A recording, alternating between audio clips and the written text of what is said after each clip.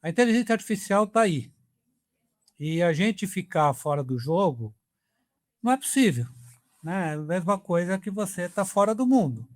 Então, a questão maior é como saber atuar a parte jurídica junto com a tecnologia.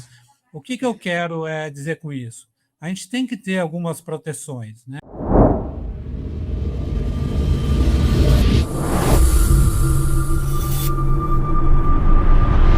Muito bem, estou aqui com Alfredo Santana, diretor jurídico, compliance e assuntos institucionais da Volvo do Brasil. Seja muito bem-vindo, meu amigo. Obrigado pela sua disponibilidade de tempo, dispor da sua agenda. Eu não vou nem passar aqui uma particularidade, mas foi de uma generosidade absurda. Tenho certeza que será aqui um papo muito legal para conhecer um pouco mais da sua jornada, projeto que você não projeto, mas projetos, né, que você está envolvido. Então, obrigado pela sua presença. A todos vocês também que já estão nos acompanhando, sejam muito bem-vindos ao Executive Talk. Alfredo, você construiu uma carreira curtinha, né? Cerca de 30 anos, dentro da área jurídica, passando por multinacionais, setores bem diferentes. Você ficou 9 anos na Umicore, quase 7 na Moto Honda da Amazônia, em Manaus. Depois Sony, cuidando do jurídico de divisões que iam de eletrônicos ao queridíssimo PlayStation. E há 12 anos você está na Volvo, onde há mais de uma década é diretor jurídico, compliance e assuntos governamentais para a América Latina, respondendo por operações em pelo menos 7 países, além de ser membro do board e secretário da entidade legal da região. Bom, no caminho, reconhecimentos como o Legal 500 da América Latina, e um detalhe que me chamou a atenção, depois de 3 décadas de direito empresarial, você está cursando uma licenciatura de filosofia. Tudo isso e um pouco mais. Seja muito bem-vindo ao Executive Talk, Alfredo. Fala um pouquinho, então, desse momento da sua carreira. Depois você explica um pouco mais também sobre essa nova licenciatura. Ricardo, muito obrigado pelo convite. É um prazer estar aqui com você. De fato, uma jornada bem extensa, né? Não vou falar muito, senão vão descobrir minha idade com isso, né? Mas a cordialidade é sua. Obrigado também por ter aberto esse espaço aqui para mim, por eu ter a oportunidade de falar um pouco sobre a minha vida, né? Eu tenho outra curiosidade, tá, Ricardo? Eu, em 95, que foi quando eu iniciei aí na carreira jurídica, indo para mais de 30 anos, na verdade, como estagiário, eu fiz uma mudança bem grande, porque eu trabalhava na área de informática. Olha aí. Eu trabalhava na área de informática no Banespa, na época, no Banco do Estado de São Paulo, e eu queria cursar direito, eu queria seguir a carreira jurídica, né? Eu já cursava direito e queria fazer a carreira jurídica. E aí eu fiz um movimento e eu saí da área de informática lá no banco para iniciar como estagiário numa empresa, que foi lá na Umicore em 1995. E a partir de então, mergulhei nesse mundo corporativo e passei por essas empresas que você comentou, né? E aí você falou um pouquinho sobre a filosofia. Eu, na verdade, eu nunca quis ficar parado, né? Então, nessa trajetória, eu me formei, depois fui fazer MBA em Direito Empresarial. Depois, não satisfeito, todo mundo falava assim, esse negócio, como é que é? Está próximo do negócio, entender a parte comercial e tudo mais. Eu falava, poxa, minha formação é jurídica, né? Como é que eu posso fazer para eu entender isso? E aí eu fui fazer um outro MBA em Gestão Estratégica de Negócios, né? E que me deu muita visão da área de marketing, da área financeira, da área comercial também, claro que não na profundidade, né? Mas para eu ter noção do que eu estava falando, entender isso e transformar o jurídico aí num parceiro de negócio, né? E aí, posteriormente, também inquieto um pouco, ali após a pandemia, eu sempre gostei de ler, de ler livros de filosofia e estudar um pouco de filosofia, mas não com a profundidade de uma graduação, né? E aí eu decidi começar a cursar filosofia. E para mim foi um grande encantamento, eu diria. Que legal, que legal. Imagino que deve estar acrescentando muito na sua jornada como ser humano, mas também deve trazer um repertório maior para a área jurídica, não tenho dúvida. Com certeza, Que ajuda legal. muito, né? Principalmente na área de compliance, quando a gente fala de ética, quando a gente fala de valores, né? Quando a gente fala de como cidadão mesmo, né? O que que é você ter uma vida melhor, uma vida feliz?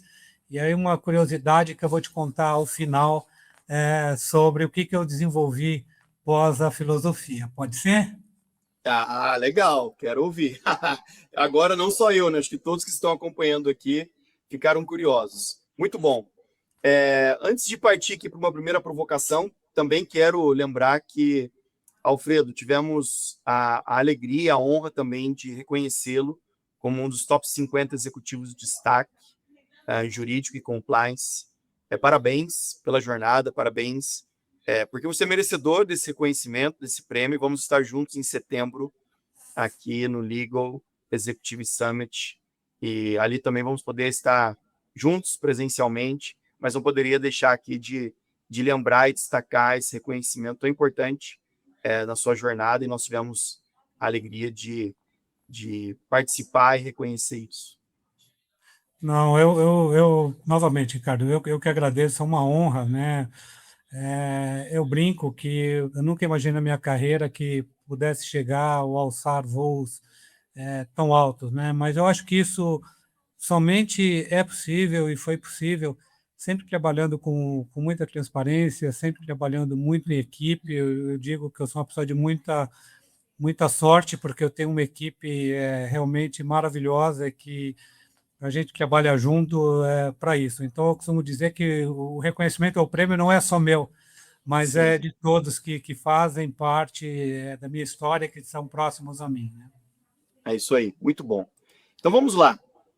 Alfredo, você conduziu a implementação da Lei Geral de Proteção de Dados, LGPD, nas operações da América Latina, deu suporte jurídico também à venda de uma divisão inteira de negócios na região e levou a metodologia Lean, que é uma metodologia industrial, para dentro do departamento jurídico, chegando a uma certificação ouro global.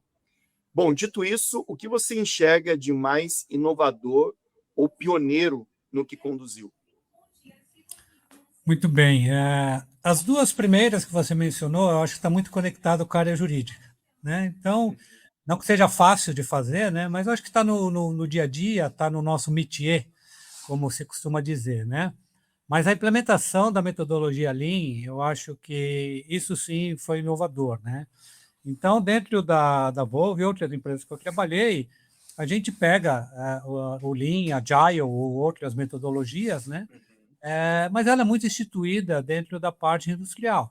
Por óbvio, ela foi criada dentro da parte industrial, né? Então, a Sim, melhoria de processos na parte industrial, ela acaba sendo muito mais fácil, né? Com essa vivência que eu já tinha de fábrica e com essa vivência que eu já tinha com empresas que implementavam essa metodologia, nós decidimos, há mais de 8 anos atrás, falar por que não a gente aplicar no jurídico e testar isso no jurídico. Então, em termos de inovação, eu acho que a gente iniciar esse projeto e sem que praticamente ninguém tivesse conhecimento como que funcionava dentro do que a gente chama de Office, né? Pegando a uhum, metodologia ali e trazendo para o Office, né? E a gente fazer isso, e a gente ter sido o primeiro departamento a ter implementado o Lean, e depois a gente conseguir ter sido certificado ouro, sendo o primeiro departamento global, eu acho que realmente essa foi a grande inovação. E trouxemos ganhos muito relevantes para a nossa empresa, para o departamento, em eficiência, em ganho financeiro, né, em cost avoidance também. Então, tudo isso ajudou a gente nessa jornada para que a gente conseguisse trilhar realmente sermos aí um departamento de excelência reconhecido não só aqui na América Latina, como também globalmente. excelente, muito bom. Eu tendo a olhar, assim, uma impressão, né, mas algumas pessoas têm essa impressão de que o jurídico é a área do não pode. ele sempre dá aquela podadinha. Agora, as empresas correm nesse momento para adotar a inteligência artificial e, no fim das contas, chamam um jurídico para dizer até onde dá para ir, o que é possível, né? Até onde vai essa liberdade na construção a partir de inteligência artificial. Na sua visão, como a área constrói esse sim com segurança, sem também virar um freio de mão praticamente na transformação que é inevitável através da inteligência artificial? E você, de certa forma, viveu isso numa indústria que já discute, ou vive isso, né? Numa indústria que já discute, por exemplo, o veículo autônomo, tem muitas transformações também passando diretamente dentro da sua área de atuação como negócio. Então, emprestando um pouco sobre isso, imagino que a inteligência artificial também já bate na porta, já tem suporte sendo solicitado. Como que é isso? Dá para dizer um sim com segurança? Tem margem, sem frear a inovação, a transformação? Como é que é a sua visão e prática sobre isso? Muito, muito boa pergunta, Ricardo. Eu vou fazer uma brincadeira antes de responder, tá? Que eu já ouvi algumas vezes, né, que o jurídico levava a alcunha do Departamento de Prevenção a Vendas, né? Isso É há muito, mais ou menos isso.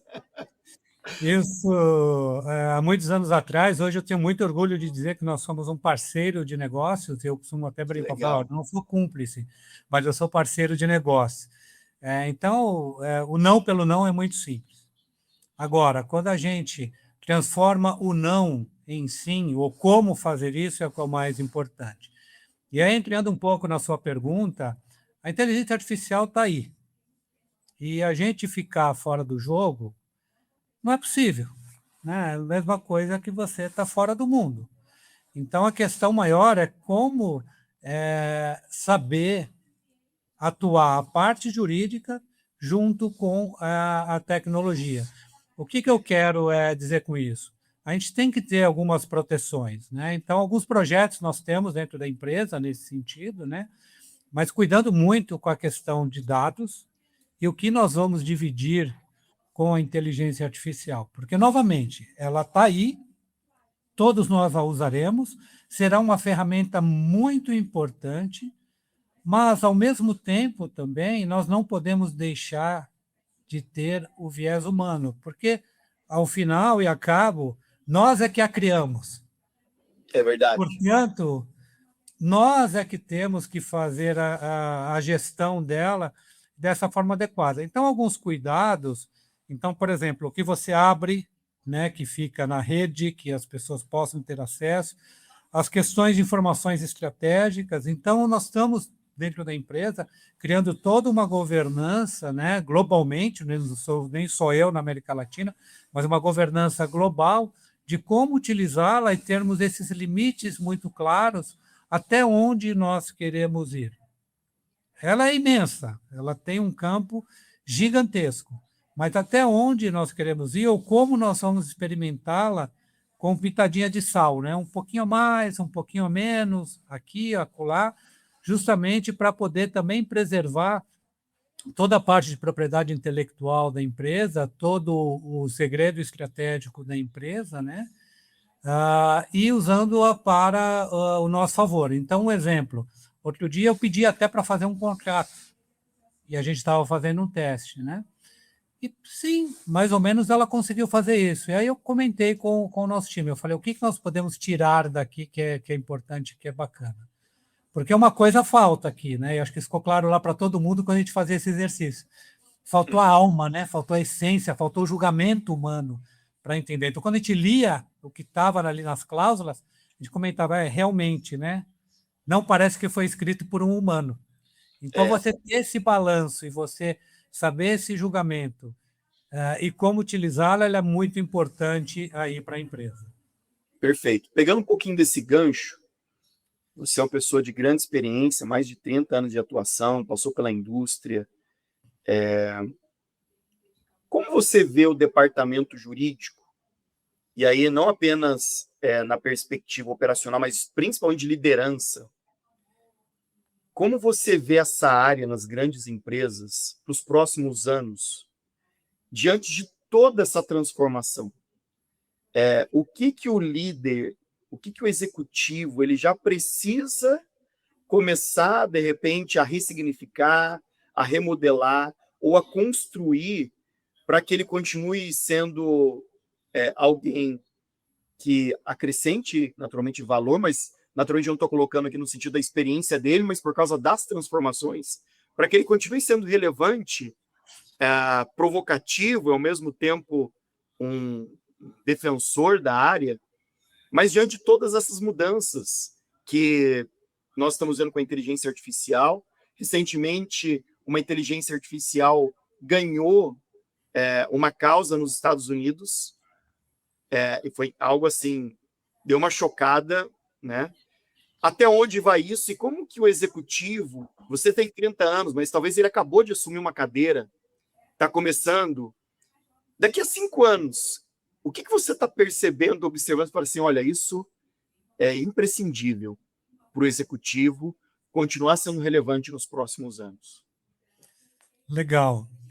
Eu vou até voltar um pouquinho, tá? Quando eu comecei minha carreira, era mais ou menos assim, né? Chegou um processo na empresa, manda lá para o jurídico.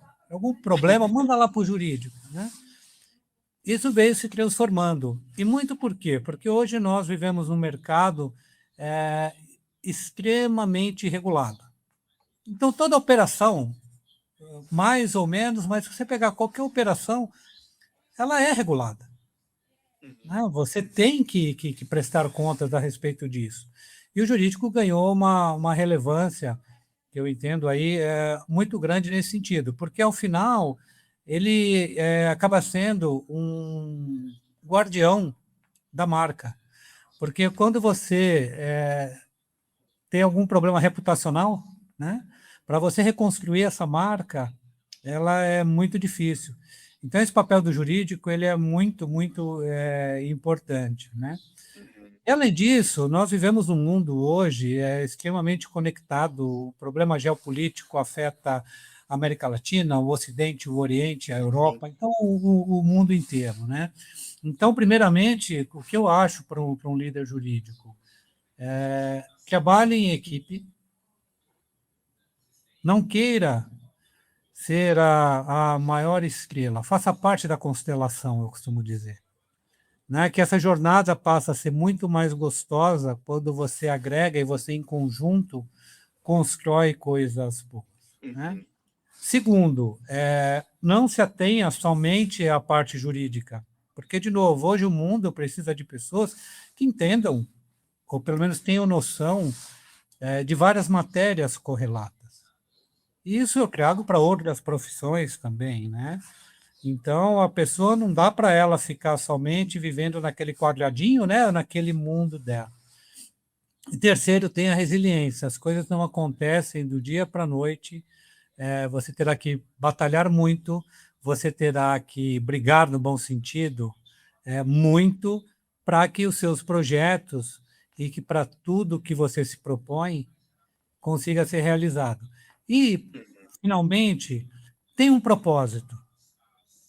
Porque nós estamos aqui, mais ou menos, ou vamos trabalhar mais, ou vamos trabalhar menos. Eu brinco que eu falo, eu já estou indo para o último terço aí da carreira, né? Por razões óbvias, né? Mas, assim, quando você olha pelo retrovisor, o que você deixou de bacana, o que você fez de bacana, o que você impactou, ao final, na vida de alguém? Você tenha Que feito legal. isso, um grãozinho de areia. Isso já vai ser muito, e você tem que se sentir muito orgulhoso disso. Que legal, muito bom. Eu acho que nos dias atuais o propósito ele é fundamental para você sair da cama, porque é tanta exigência, né? Tanta pressão. Estamos numa sociedade visceral, né? Onde o tempo todo é notificação, é reunião. E se você não tem um propósito nesse olhar mais humano, né? O que está por trás de tudo isso que eu faço? Quando tem pessoas, tem causa, isso com certeza eu concordo muito. Facilita, torna as coisas mais leves, torna mais divertidas em alguns aspectos também, né? Muito bom. Alfredo, para fechar, e você vai trazer o spoiler, eu não esqueci dele. Na verdade, o spoiler você não trouxe, né? Agora você vai trazer a tese, a estrutura completa. Mas para fechar, e aí ter um pouco do gancho dessa, talvez dessa novidade, você voltou para a faculdade, rapaz, para estudar filosofia, justamente no momento em que a IA passa a fazer um trabalho técnico que formava, basicamente, muita parte do trabalho do advogado, né?